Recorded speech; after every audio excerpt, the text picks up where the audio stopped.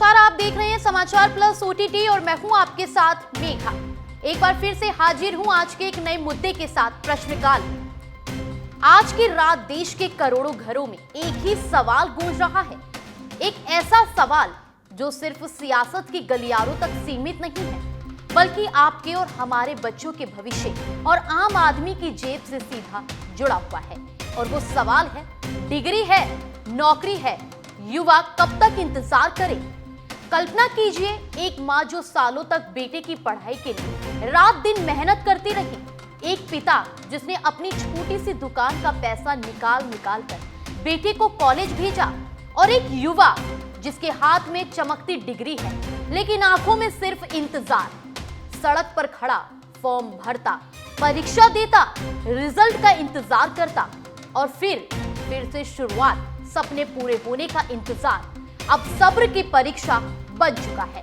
लाखों युवा डिग्री लेकर सड़कों पर हैं। कुछ सरकारी नौकरी का इंतजार कर रही हैं, तो कुछ प्राइवेट में दर दर भटक रही हैं और कुछ तो हार भी मान चुके हैं। सरकारी विभागों में लाखों पद खाली पड़े हैं, स्किल सिखाई जा रही है, हजारों करोड़ों खर्च हो रही हैं, फिर भी असली नौकरी कहां है? आज हम सिर्फ आंकड़े नहीं गिनाएंगे, आज हम उस दर्द को महसूस करेंगे जो हर बेरोजगार युवा के दिल में है। हम पूछेंगे, सरकारी भर्तियां क्यों सालों से अटकी है? प्राइवेट सेक्टर में नए अवसर कब पैदा होंगे? और सबसे बड़ा सवाल, युवाओं को स्किल के साथ असली नौकरी कब मिलेगी?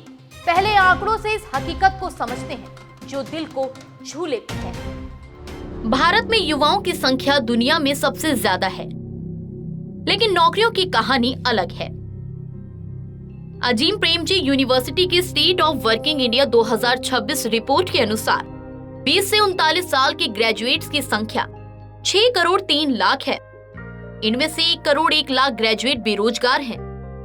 हर 3 बेरोजगार युवाओं में से 2 के पास डिग्री है। युवा ग्रेजुएट्स में बेरोजगारी दर करीब 39% तक पहुंच जाती है।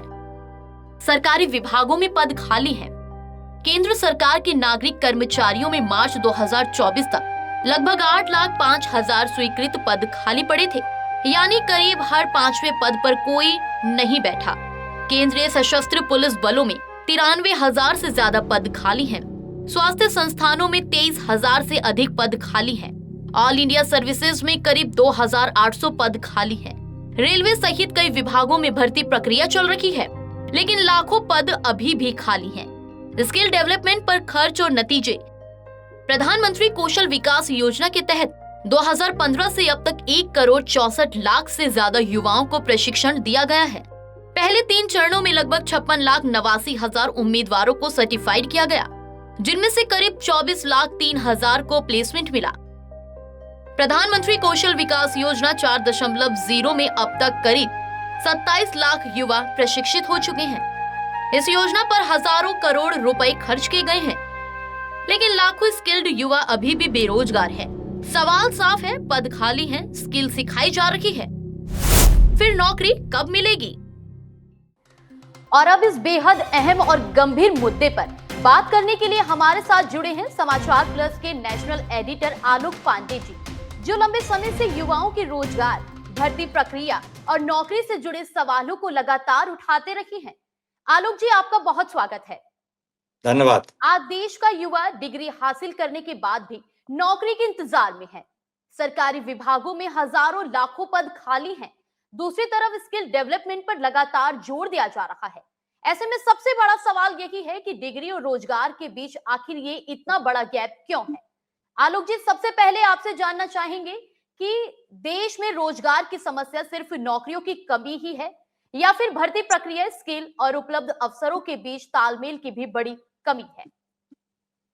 चलिए, सबसे पहले आज आपको एक बात बताते हैं कि डोनाल्ड ट्रंप ने एक ट्वीट किया है और उसमें कहा है कि इंडिया की सबसे अच्छी जो प्रणाली है वो चुनाव की प्रणाली है। अब आप यहाँ पे नौकरी की बात कर रही हैं। हमारे यहाँ जब प्रधानी ब्लॉक प्रमुखी का चुनाव नहीं करा पा रहे हैं, जिसके लिए अमेरिका के राष्ट्रपति ने एक तारीफ भी कर दिया। आज आकर आप उनका अगर आप एक्स पे अकाउंट पे जाओगे तो उन्होंने तारीफ की है।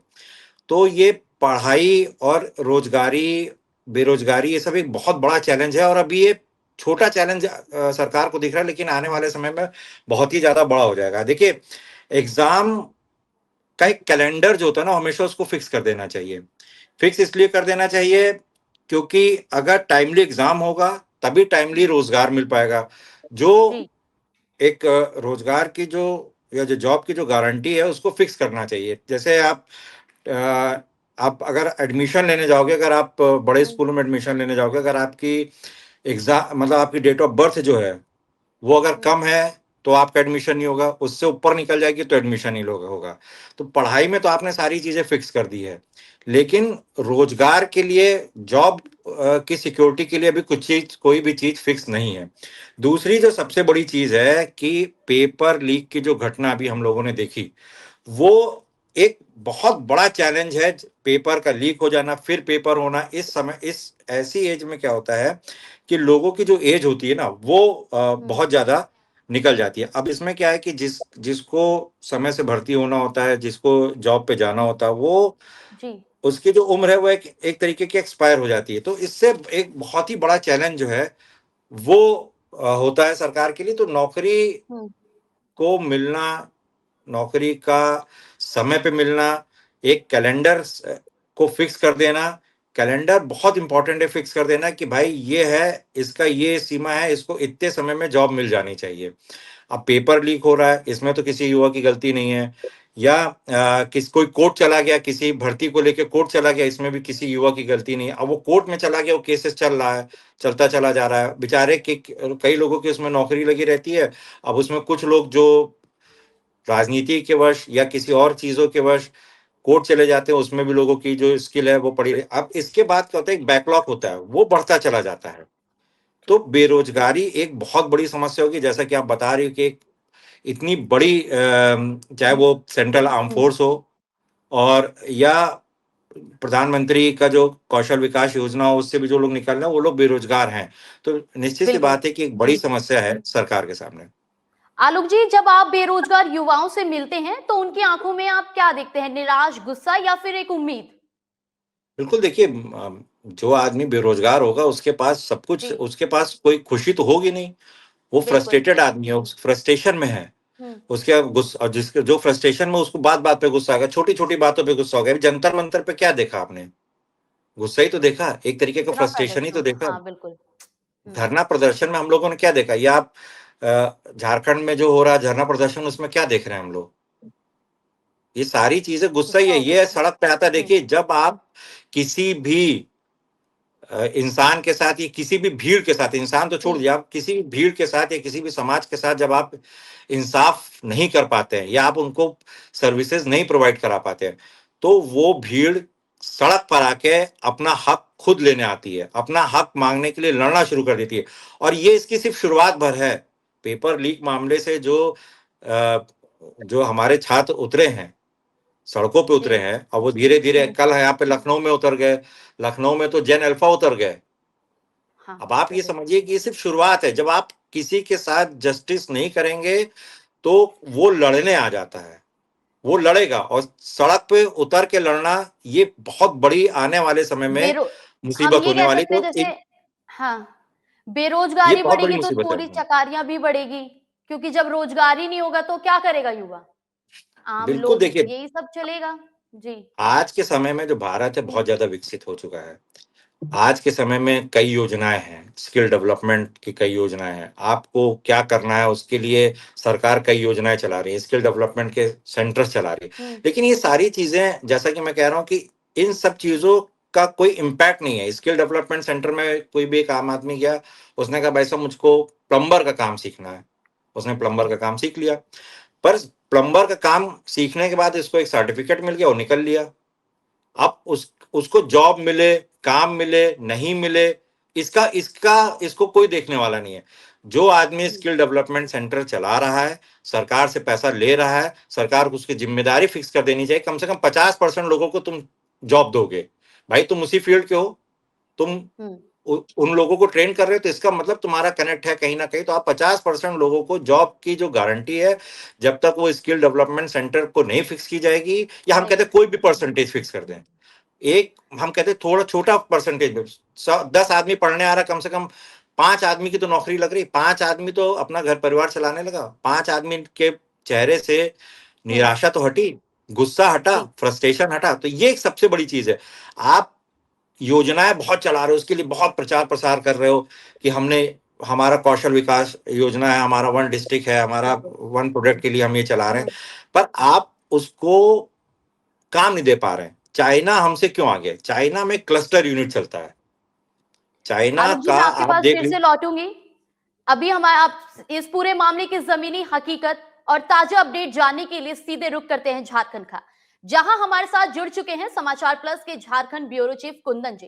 कुंदन जी, आपका बहुत स्वागत है। मेरा आपसे एक क्वेश्चन है, बेरोजगारी के असली कारण आपको क्या लगते हैं? सरकारी भर्ती की देरी, स्किल मिसमैच, शिक्षा व्यवस्था या आर्थिक नीतियां? क्या लगता है? देखिए देखिए मैं आपको आपके सवाल का जवाब देने से पहले एक बात बता दूं कि मशहूर अर्थशास्त्री हुआ करते थे माल्थस। माल्थस ने एक सिद्धांत बताया था कि किसी भी अर्थव्यवस्था में एक होती है बेरोजगारी और एक होती है छुपी हुई बेरोजगारी। तो उस देश की अर्थव्यवस्था में बेरोजगारी जितनी घातक है उससे ज्यादा कहीं घातक है छुपी हुई बेरोजगारी।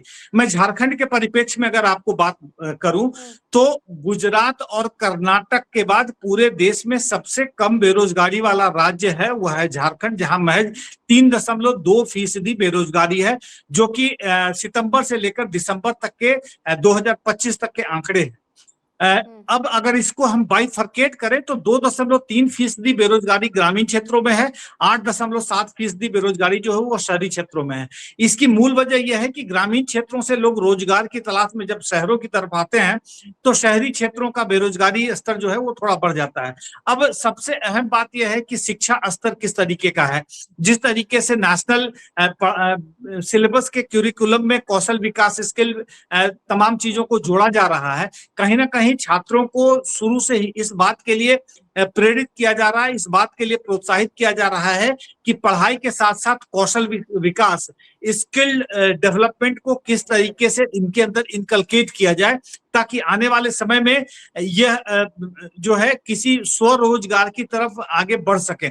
आपको एक अहम बात बता दें कि झारखंड में कुल 3,52,000 सरकारी पद स्वीकृत हैं, जिसपे महज 1,87,000 पद पे ही सरकारी भर्तियां हुई हैं। इतने ही सरकारी कर्मचारी या अधिकारी कार्यरत हैं, बाकी के पद रिक्त पड़े हैं। इसके अलग कारण है, लेकिन जिस तरीके से पूरे अगर परिप्रेक्ष्य में, पूरे अर्थव्यवस्था के परिप्रेक्ष्य में अगर हम बेरोजगारी की बात कर लें तो कहीं ना कहीं शिक्षा और रोजगार के बीच में उचित समन्वय नहीं है, और शायद इसकी कमी या इसके अभाव की वजह से छात्र जब डिग्री लेकर बाहर निकलते हैं तब उनके सामने रोजगार का एक बड़ा संकट खड़ा हो जाता है। मेगा एक नॉर्मल ग्रेजुएट जो बीए, बीकॉम या बीएससी करके पढ़ाई अपनी कंप्लीट करता है, एक ग्रेजुएट का तमगा लेकर बाहर निकलता है, उसके पास आगे करने के लिए बहुत कम साधन रहते हैं, आगे बहुत कम उसके पास वर्टिकल्स हैं जिन वर्टिकल्स में जाकर वो अपनी नौकरी की या अपने रोजगार की तलाश कर सकता है। अब इसके अलावे जितने भी जी मेगा युवा ऐसी ही सड़कों पर भटकते रहेंगे कब तक? क्योंकि वो डिग्री लेके घूम रहे हैं, उनको जॉब नहीं दी जाती है। कहीं ये हो जाता है कि वीआईपीओ को अच्छी जॉब मिल जाती है और जो बेचारे ऐसी गरीब है उनको जॉब नहीं मिलती है। तो इसको लेकर आप क्या कहेंगे? सरकार देखिए, को तो कुछ आपके सवाल का मेरा दो पहलू है। पहला पहलू है कि वो सड़क पर युवा जो है वो भटकते रह जाते हैं। इसके पीछे एक सबसे बड़ा कारण यही है कि शिक्षा और रोजगार के बीच में कोई कोऑर्डिनेशन नहीं है। आप बताएं कि आज की तारीख में 10वीं तक, 12वीं तक युवाओं ने ग्रेजुएशन भी कर रखी है ना कुंदन जी, वो भी रोडों पर भटक रहे, उन्हें भी नौकरी नहीं मिलती है। बिल्कुल, मैं उसी बात को कह रहा हूं कि उनके शिक्षा के साथ रोजगार का कोई कोऑर्डिनेशन नहीं है। आखिर एक ग्रेजुएट युवा जो बीए करता है, हिस्ट्री ऑनर्स कर लेता है, पॉलिटिकल साइंस ऑनर्स कर लेता है, अब आगे उसके पास सरकारी स्ट्रीम के अलावा कोई दूसरा रास्ता किसी टेक्निकल या किसी सेमी स्किल्ड तरफ वो नहीं जा पाता है। और आपके सवाल का दूसरा पहलू यह है कि अगर सिस्टम में मैल प्रैक्टिसेस होंगे, वो चाहे केंद्र स्तर पर हो या राज्य स्तर पर हो, तो ऐसे से जितने भी लोग मलाईदार पदों पर या रसूखदार लोग हैं समाज के, वो कहीं ना कहीं इस मैल प्रैक्टिस का फायदा उठाएंगे और शायद इसी का अंजाम, जो एनटीए पेपर लीक की बात कर रहे हैं, एनटीए पेपर लीक के अगर उदाहरण से मैं आपको बताऊं तो कहीं ना कहीं जो अफोर्डेबल या आप कह सकते हैं इलीट क्लास के बच्चे थे, जो 40 लाख 50 लाख रुपए खर्च कर सकते थे, उन्होंने क्वेश्चन पेपर को परीक्षा के पहले ही हासिल कर लिया। जो झारखंड के परिप्रेक्ष्य में अगर आपको बता दूं तो जिनके पास पैसे थे, वो चाहे जमीन बेचकर हो या बाकी दूसरे जगहों से उन्होंने इन पैसों का अरेंजमेंट किया हो, उन्होंने जेपीएससी और जेएससीसी के माध्यम से सरकारी नौकरियां हासिल कर ली। तो कहीं ना कहीं सिस्टम एक ऐसा बना हुआ है। तो पैसों के उससे हासिल कर लिए, लेकिन जो गरीब परिवार है, गरीब बच्चा है, वो कैसे करेगा? यही सबसे बड़ी बात है मेघा, कि जो गरीब परिवार हैं या गरीब बच्चे जो हैं, आपको you have to be extraordinary, extra brilliant, so that कि इस पूरे सिस्टम के लूप होल को आप बाईपास करके अपने मेरिट के बल पे आप किसी सरकारी नौकरी या किसी अपने स्वरोजगार की तरफ आप जा सकते हैं। आपको मैं एक दूसरी बात बताता हूं। देखें, आप अगर किसी भी जिले की कचहरी चले जाएं तो वहां पर कम से कम 500 वकील आपको एफिडेविट और बाकी दूसरी चीजें करते हुए अंजाम देंगे, लेकिन वहीं पर कुछ ऐसे वकील आपको नजर आएंगे जिनकी एक दिन की फीस हजारों और लाखों में होती है। तो कहीं ना कहीं उन्होंने अपने ही स्ट्रीम में आउट ऑफ द वे जाके परफॉर्म किया है और तब जाके शायद उन्होंने अपने उस मुकाम को हासिल किया है। तो सबसे बड़ा सवाल यही है कि अगर आप गरीब हैं तो you have to be meritorious, क्योंकि आप दोनों बदकिस्मती अपने साथ नहीं ले सकते। एक तो आप गरीबी से जूझ रहे हैं, दूसरे अगर आपके अंदर मेरिट या आपके अंदर उस तरीके का स्किल नहीं है तो शायद आपको आगे ज्यादा संघर्ष करना पड़ेगा। ऐसे भी समाज में उदाहरण है मेघा कि गरीब घर के बच्चे भी आईआईटी और नीट जैसी परीक्षाओं में बहुत अच्छे नंबरों से पास हुए हैं। तो समाज को में हर वर्ग के लोग हैं, हर वर्ग के बीच में एक तारतम्य स्थापित करके ही सरकार को आगे बढ़ने के रास्ते सुझाने पड़ेंगे। और सबसे अहम बात यह है कि केवल सरकारी नौकरियों पर युवाओं को आश्रित नहीं होना पड़ेगा, कहीं ना कहीं उनको ऐसी पढ़ाई या ऐसी स्किल को डेवलप करना पड़ेगा जिससे कि वो अपने स्वरोजगार की तरफ या दूसरे स्किल्ड लेबर की तरफ आप बढ़ सकते हैं। आज देखें, झारखंड में जो राजमिस्त्री होते हैं उनके लिए एक अलग से ट्रेनिंग प्रोग्राम चलाया जाता है और आज वो राजमिस्त्री ट्रेनिंग लेने के बाद अपने फील्ड में अच्छा काम करते हैं। जो महिलाएं हैं जो कंस्ट्रक्शन फील्ड में काम करती हैं, वो रानी मिस्त्रियों का दर्जा देकर उन्हें स्किल्ड करके उनको आगे उनकी जीविका का उपाय किया जा रहा है। तो कह सकते हैं कि आपको छात्रों को कुछ ऐसे रास्ते खुद से तय करने पड़ेंगे, अपने इंटरेस्ट के हिसाब से खुद को ऐसे स्किल को डेवलप करना पड़ेगा कि आने वाले समय में उनकी जिंदगी आसान बन सके। मेघा जी, आलोक जी, मैं आपके पास आती हूँ दोबारा। मेरा आपसे अगला क्वेश्चन ये है, सरकारें हर साल रोजगार बढ़ाने और युवाओं को अवसर देने का दावा करती है, लेकिन जमीन पर नए रोजगार के अवसर कितने बड़े हैं, आपको क्या लगता है? देखिए, अवसर रोजगार के जिस तरीके से सरकार प्रोग्राम चला रही है और अब जिस तरीके से देश की लाइफस्टाइल बदल रही है, हम लोगों की लाइफस्टाइल बदल रही है, बहुत सारे ऐसे ऑप्शंस हैं। अगर सरकार काम करना चाहे या सरकार जिस तरीके से काम कर भी रही है उसमें बहुत सारे लोगों के जो अवसर हैं रोजगार के वो बढ़ रहे हैं। देखिए, सबसे बड़ी चीज है कि लाइफस्टाइल एक का जो एक रोजगार एक नया हो गया हम लोगों के यहाँ। ऑर्गेनिक खाने का एक नया रोजगार हम लोगों के यहाँ एक तरीके से अब इस समय बना हुआ है। इसके अलावा कई भी ऐसी चीजें थे, पर हम आपको एक बात बता रहे थे कि हमारे यहाँ सबसे जरूरी चीज होती है, हमको एक क्लस्टर यूनिट बनानी चाहिए। अब क्या हुआ कि मान लीजिए आप मेगा ने एक मेगा मोटर्स करके शुरू किया, अब टायर जो है वो कुंदन बना रहे हैं, नेटबोल्ट हम बना रहे हैं, इंजन कोई और बना रहे हैं। 5 अलग स्टेट से अगर वो सामान आएगा तो वो क्या होता है कि 5 अलग स्टेट का जो टैक्सेस है वो लगाते जो चीज 10 रुपए की बननी थी उसमें टैक्स लग जाता है कम से कम 20 रुपए, तो वो महंगी हो जाती। चाइना क्या करता है, हमारी जरूरत की चीजें चाइना में बनाता है और हमको बेच देता है। वो इसलिए सस्ती बेच देता है क्योंकि वो एक छोटे से गांव में ही सारी हमारी जरूरतों की चीजें बना लेता है। उसको बगल वाले घर से तार मिल जाएगा, उसके बगल वाले घर से बल्ब मिल जाएगा, उसने झालर तैयार कर दी। पर हमारे यहाँ ऐसी कोई भी क्लस्टर यूनिट्स आज तक नहीं लग रही है। तो क्लस्टर यूनिट्स होना चाहिए। उससे क्या होता है कि जो स्किल्ड लोग हैं वो एक ही जगह पर आकर काम करेंगे, और जब सामान सस्ता भी बनेगा तो उसकी खपत भी ज्यादा होगी और कई जगह उसको जाएगा। अच्छा, जैसे आप कह रही, बिल्कुल भी कहीं भी निराश नहीं होना चाहिए। जो हमारे बेरोजगार या युवक हैं, कई ऐसे काम है जिसको आप करके अच्छा पैसा कमा सकते हैं। आज के समय में तो एआई हो गया, डिजिटल मीडिया हो गया, कुटीर उद्योग हो गए, लाइफस्टाइल्स हो गया, ऑर्गेनिक चीजें हो गई, ऐसे बहुत सारी चीजें हैं जिसको आप, जो गांव के लोग हैं आज के समय में, वो अगर ऑर्गेनिक की सब्जियां उगा के बेच रहे हैं तो वो जो आम किसान है उनसे कई ज्यादा पैसा कमा रहे हैं, पॉली हाउसेस से कई ज्यादा पैसा कमा रहे हैं, और लोग कर भी रहे हैं। जो नए नए लड़के हैं वो इस टाइप का काम कर रहे हैं कि वो खुद भी, उनको भी पैसा मिले, और जो उनके बेरोजगार और साथी है वो उनको भी पैसा कमवा रहे हैं। लेकिन क्लब कुछ करके युवा लोग अपने ऐसे पैसा, लेकिन कुछ युवा ऐसे भी हैं, डिग्री लेकर वो रोडों पे ऐसे घूम रहे हैं, उन्हें अभी तक जॉब वगैरह कुछ भी ऑफर नहीं की है, तो उसको लेकर आपका क्या कहना है, आप क्या कहेंगे? देखिए मैंने क्या कहा था, एक फिक्स कैलेंडर होना चाहिए। सपोज जैसे मान लीजिए मैं एक स्किल्ड आदमी हूं, मेरे पास डिग्री है, मुझको रोजगार नहीं मिला है, मैं लाइन में लगा हुआ हूँ, ठीक है। ठीक है। और मेघा जो है वो हमसे 10 साल छोटी है, उनके पास भी डिग्री, सेम डिग्री है, वो भी आपको पता लगा 10 साल हमसे छोटी है, लेकिन वो भी लाइन में लगी। वो मनी मन हमको खोज रहे हैं कब आलोक जी को जॉब मिलेगी, कब मेरा नंबर आएगा। तो क्या है कि ये जो गैप है, इस सरकार को सबसे पहले इसको खत्म करना चाहिए। इस गैप को खत्म करने के लिए कैलेंडर फिक्स होना चाहिए। एग्जाम, जैसे एग्जाम का जो कैलेंडर होता है, एग्जाम दे के बच्चा निकले, तो इसको एक रोजगार की जो गारंटी है, जॉब जो गारंटी है, सबसे सरकार को उस पे काम करना चाहिए। अब एक आदमी को जॉब मिली नहीं, उसी फील्ड में उसी में कम से कम 5 साल उसके और भी जो नए लोग हैं वो आ गए। अब उसमें होता क्या है कि मान लीजिए सरकारी कंपनी तो एक अलग की चीज हो गई, प्राइवेट कंपनी में जॉब की कोई अपॉर्चुनिटी है, या जिसको कहते हैं कि जो सरकार से जुड़ी हुई नोडल एजेंसीज है उसमें कोई जॉब की अपॉर्चुनिटीज आई, तो वो कहते हैं कि यार हम इस आदमी को क्यों लें, हम यंग आदमी को लेंगे। तो वो जो आदमी होता है जो आपसे 5 साल पहले से जॉब की लाइन में, अपने आप आउट हो जा रहा है।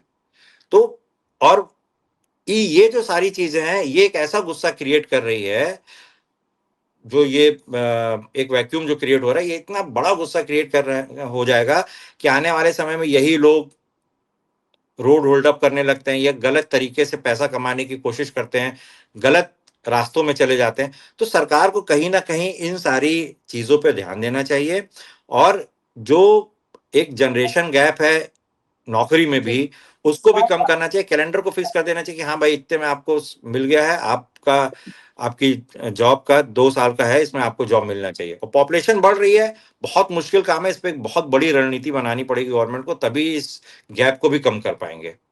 बिल्कुल। और एक ये भी बात है, स्किल इंडिया और प्रधानमंत्री कौशल विकास योजना पर हजारों रुपए खर्च होते हैं। 1.64 करोड़ युवा प्रशिक्षित हुए, लेकिन प्लेसमेंट सिर्फ 43% के आसपास रहा। बाकी स्किल्ड युवा बेरोजगार क्यों रह गए? असली समस्या क्या है? असली समस्या मैंने क्या कहा, स्किल योजनाएं चलाने से, आपको सर्टिफिकेट दे देने से आपको रोजगार नहीं मिल जाएगा। देखिए हर आदमी का एक आइडियल होता है। आप अगर जर्नलिस्ट बनी तो किसी को देख के जर्नलिस्ट बनी होंगी, है ना। किसी बड़े एंकर को देखा होगा कि आपको लगा कि हाँ मैं एंकर बनूंगी।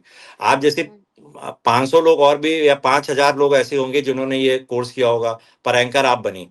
तो क्या है, आइडियल उनका कोई भी हो, डिग्री आपको मिली, डिग्री देने के बाद आप अपना अवसर खोज लिए, लेकिन जो बाकी लोग हैं जिनका कोई कनेक्ट नहीं है या कुछ नहीं हो पा रहा है, वो कैसे जॉब पाएंगे?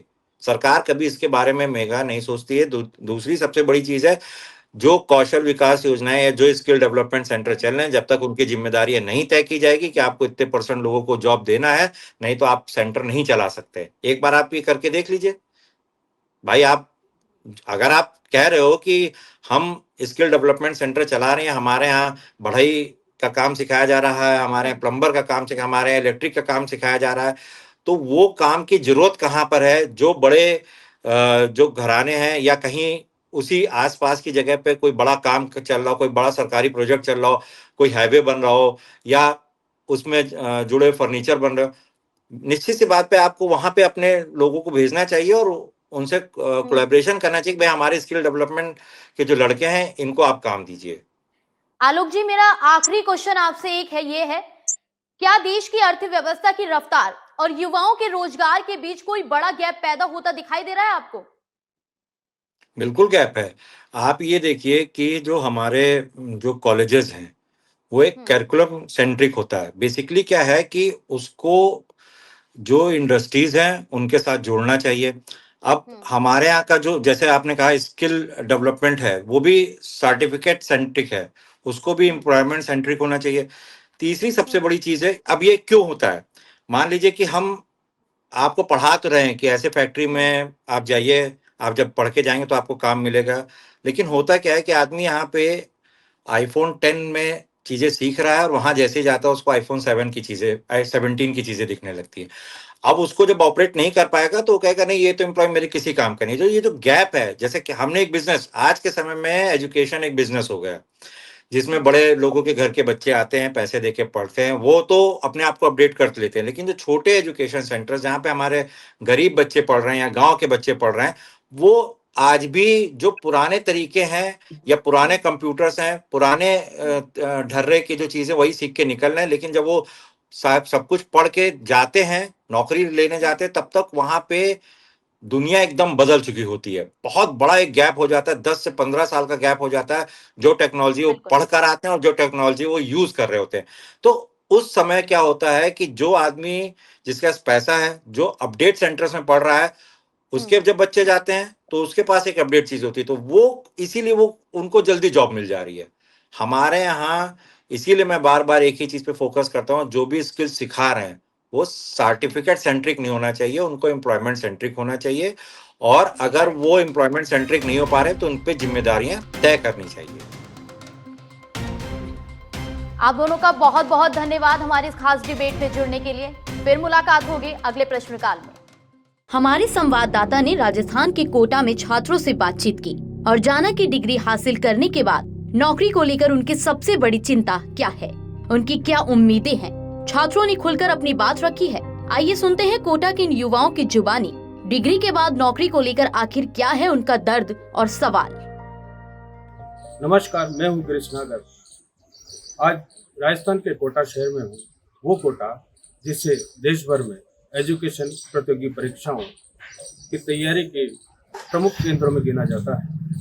यहाँ हजारों युवा रोज अलग अलग देश के अलग अलग हिस्सों से अपने सपनों को पूरा करने के लिए आते हैं और कई तरह की तैयारी करते हैं। कई साल इनको यहाँ पर परीक्षाओं की तैयारी करते हुए हो गए, पर इनके बीच में आज भी एक ऐसा सवाल है जो कभी जिसे हमेशा से नकारा जाता है या किसी ने जानने की कोशिश ही नहीं की है।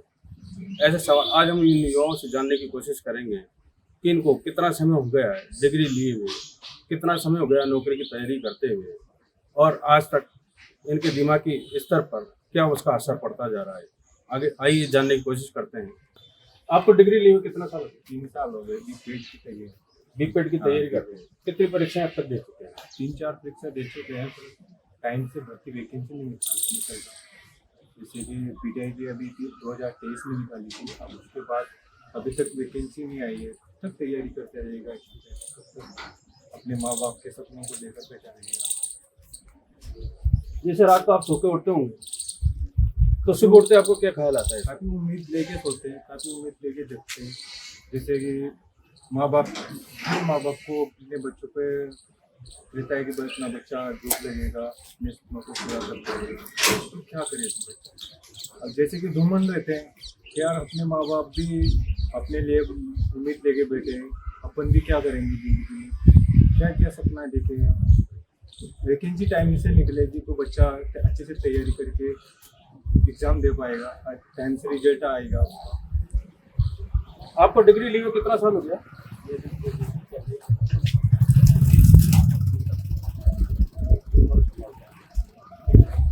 नौकरी को लेकर आपकी क्या तैयारी?